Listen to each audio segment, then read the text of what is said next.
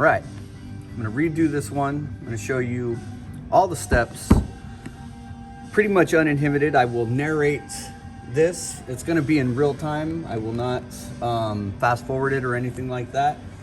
Should be about 10 to 15 minutes to get this bowl set up so that it can go, or this slab set up so that it can go inside of that bowl right there with the saran wrap on top of it with all the steps. So I will start by getting my 3 to 4 pounds of clay or so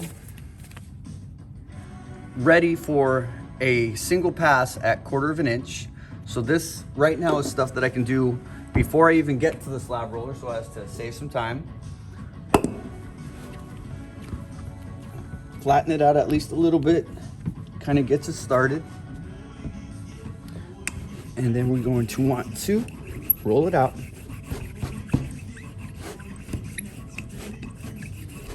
And again, just like I have already mentioned, we want this slab to have some extra space around it. We want the bowl to have some extra space around it. So as I run it through the slab roller, it's gonna get wider, it's gonna get bigger. I want about 2 inches on the sides so that this thing will fit inside the bowl completely. So that'll fit inside the bowl completely. So in this case even, I'm still gonna extend it a little bit, just make it a little bit wider. Make sure that I have enough.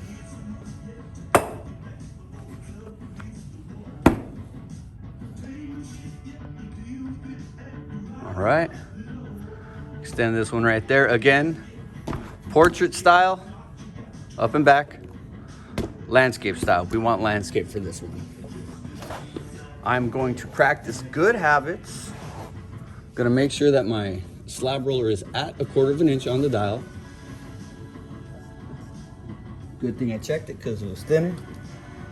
Right there, good deal. Now I was gonna go up and back once.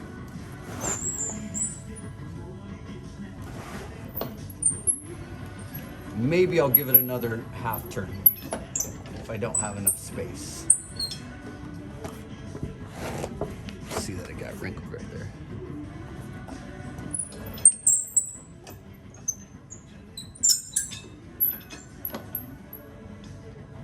Make sure I have enough material all the way around for the extra space, which I do. All right.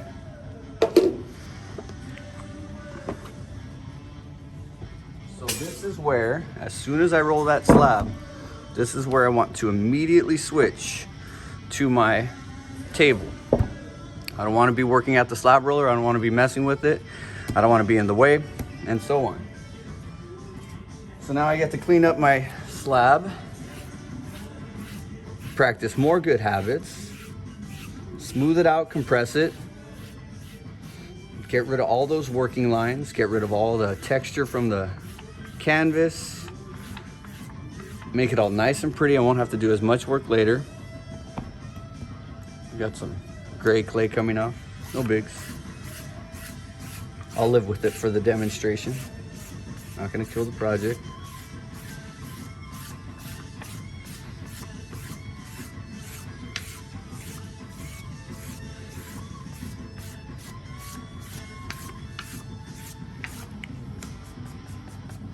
All right. So we have now this bowl to kind of start. We want to center them off, give them a little press so that we know where that center circle is. We need to reference, and here's a good way of checking how much material you need. And this is going to give you a little bit more. So I'm a little short on that side. And then if you roll it just gently, it's going to kind of give you a guideline as to where to cut. I'm going to shift this way. So that line, that line, that line, and that line.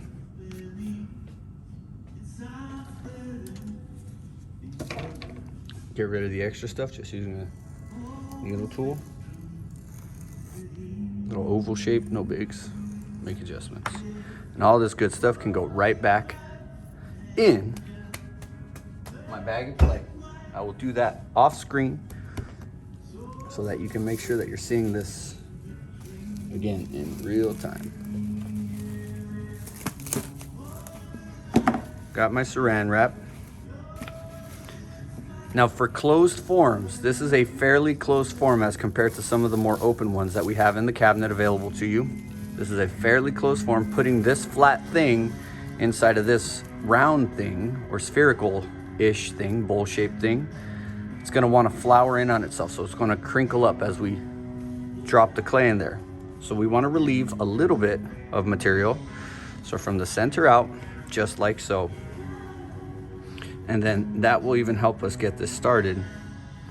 You can see how much of that we're gonna end up losing.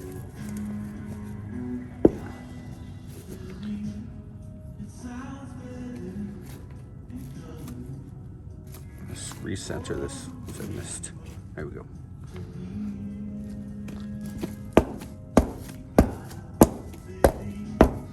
Still allow the clay to mold itself into the bowl. See what, that's the flowering that I'm talking about. Now I'm gonna lift this guy, get rid of some of the extra. That can go back in the bag. I'm gonna go like this real quick.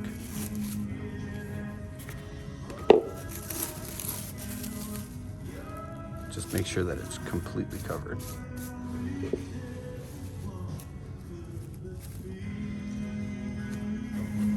And then I'm cake flipping just off camera.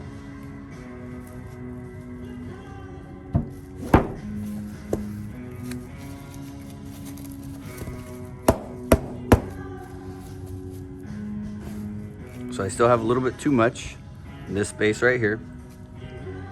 Want to overlap it just a little, but not too much. And then just kind of like I've done before, if you have too little space, we're going to want to add some material, or too little material, we're going to want to add some stuff. Take my scoring tool, just make sure that it's opened up. Take a little bit of water, scratch it up one more time. It's really all you need because the clay's so soft. Get that pushed up there. Some nice compression.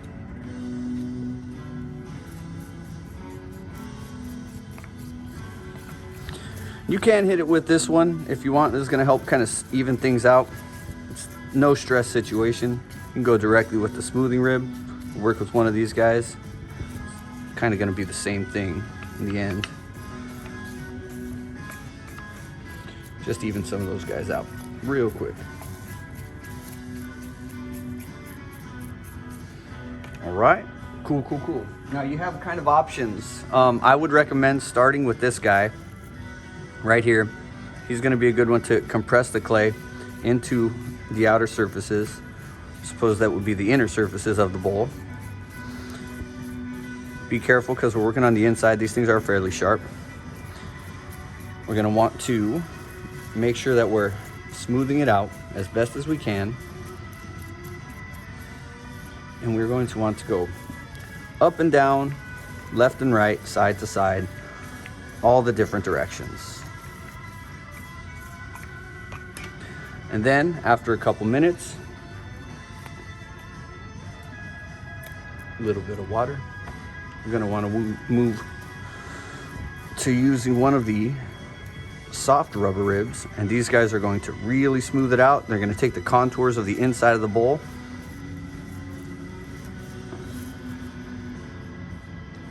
Gonna look real nice. Go with it lengthwise.